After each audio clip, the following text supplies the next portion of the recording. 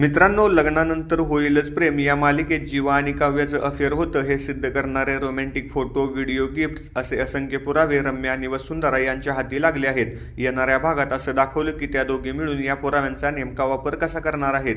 देशमुखांच्या घरी जंगी पार्टी सुरू असल्याचं दाखवलं. काव्या पूर्व परीक्षेत उत्तीर्ण झाली आणि जीवाने त्याच्या ऑफिसमधली जागा परत मिळवली. या दुहेरी आनंदानिमित्त ही पार्टी आयोजित केली आहे. लेटेस्ट भागात काव्या, पार्थ आणि जीवा नंदिनी ही जोडपी त्यांच्या मधील फार्म हाऊसवर गेली आहेत. तिथून परतल्यावर 16 डिसेंबर रोजी हा पार्टी स्पेशल एपिसोड प्रसारित होईल. या भागात सर्वात मोठा खुलासा होईल. नंदिनी असं म्हणते की 1 वर्ष आधी आम्ही नकळतपणे भेटलो, तर पार्थ म्हणतो की आजचा दिवस हा प्रेमाचा आणि विश्वासाचा. या पार्टी दरम्यान काव्या, पार्थ आणि जीवा नंदिनी अशा जोडप्यांचे रोमॅन्टिक फोटो मोठ्या प्रोजेक्टवर दाखवले जातात. रम्या आणि वसुंधरा यांच्या चेहऱ्यावर हसू असतं, कारण पुढे त्यांचे कारस्थान सुरू होणार असते. सुरुवातीला काव्या, पार्थ आणि जीवा नंदिनी या नवरा बायकोंचे फोटो दाखवले जातात. मात्र काही क्षणात काव्या, जीवाचे रोमॅन्टिक फोटो त्या मोठ्या स्क्रीनवर दिसू लागतात. लग्नाआधी जेव्हा त्यांचं अफेअर होतं तेव्हाचे फोटो पाहून ते सर्वांच्या पायाखालची जमीन सरकते.